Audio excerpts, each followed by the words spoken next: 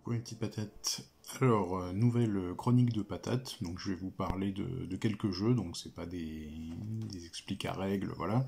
C'est juste une petite présentation de jeux que j'ai pratiqués ou repratiqués, voilà. Et donc, je vais commencer donc par un arrivage express, voilà. Walk and roll.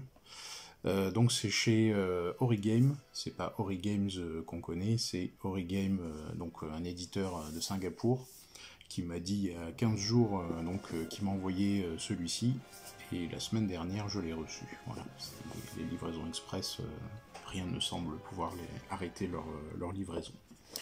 Walk and Roll, donc c'est un roll and write, voilà, effaçable, voilà, donc il n'y a pas 36 tonnes de feuillets, c'est des plateaux voilà, très agréables.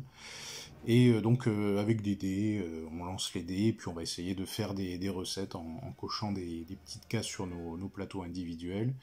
Voilà, donc plein de petites règles très sympas, tout est vraiment expliqué sur le plateau. Donc on va essayer, si on a des bols de riz par exemple, un certain nombre de bols de riz débloquent tant de choses, voilà, on peut remplacer tel ingrédient par tel ingrédient, il y a plein de bonus.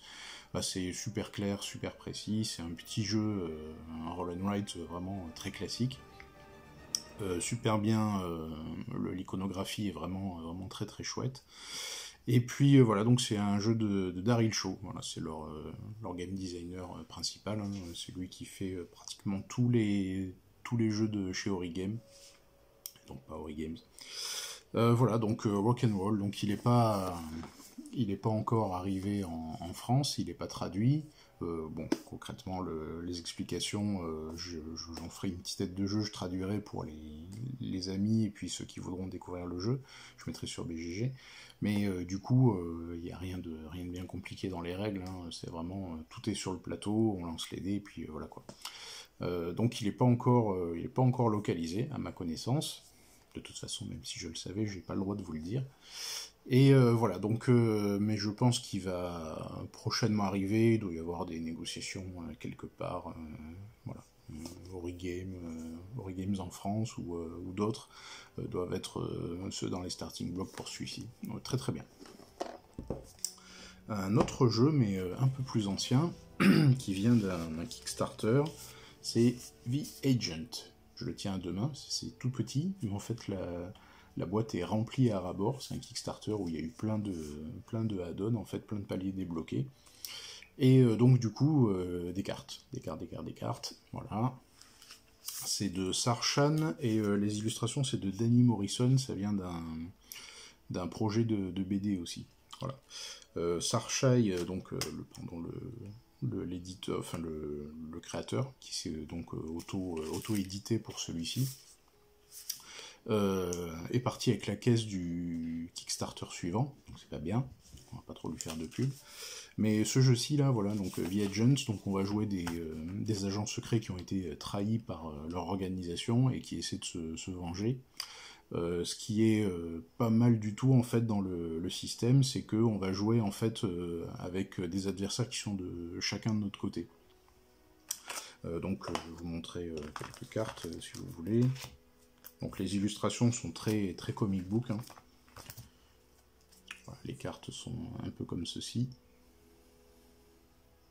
Voilà. Je vais vous montrer les agents.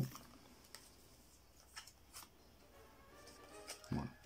Donc là, il y a ce type d'agent. Donc il y en a plein, hein. Il y a plein de types d'agents différents qui ont des capacités différentes, évidemment.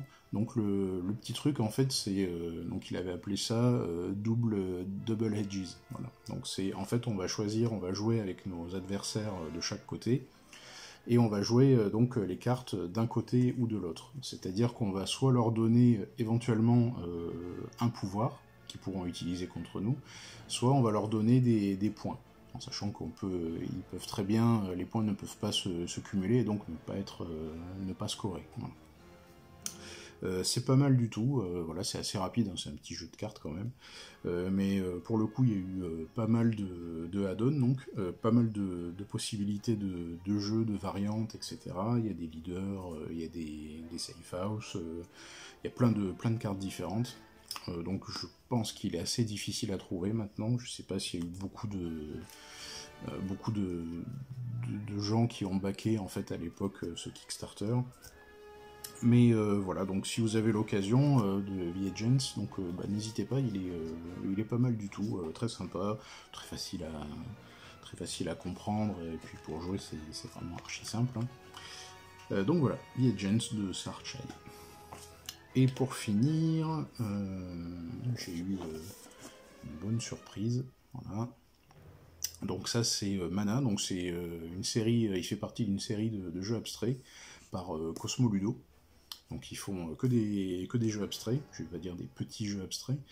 Ça c'est des jeux en solo ou à deux, je crois qu'il y en a un à quatre, voilà. Mais en tout cas voilà, c'est des jeux abstraits. Celui-ci c'est pour 2 joueurs, 20 minutes, 8 ans et plus, voilà. Donc c'est de Claude Leroy et Tom Delahaye, c'est Cosmo Ludo donc, qui m'en a envoyé quelques-uns comme ça. Donc très beau matériel. Des règles de jeu abstrait comme j'adore, quoi. Donc voilà, des règles hyper simples en fait, mais à mettre en pratique sur le. Ici c'est un plateau, il y en a d'autres où il n'y a pas de plateau. Donc à jouer sur le plateau évidemment, ça devient très compliqué très rapidement. Donc voilà, c'est très sympa, ça demande de la réflexion, et en même temps c'est très très fluide. Il n'y a pas à cogiter sans 7 ans, voilà.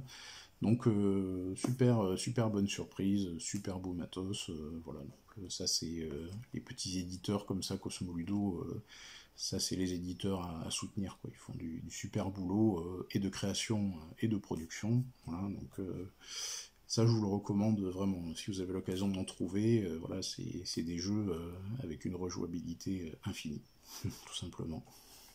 Voilà pour ce dernier jeu des chroniques de patates. Bon, bah, j'espère que ça vous a plu. C'est des formats de jeu qui sont soit difficilement trouvables en grande surface dans les grandes crèmeries que l'on connaît, mais ils valent l'effort en fait d'aller les chercher. C'est le genre de jeu en fait par souvent des petits éditeurs. Et donc il faut vraiment encourager ça. Il faut encourager les boutiques, oui d'accord, mais il faut surtout encourager les petits éditeurs qui peuvent produire des jeux qui sortent un peu de l'ordinaire. Voilà. Et puis sur ces bonnes paroles, mes petites patates, je vous souhaite une bonne journée et puis prenez bien soin de vous.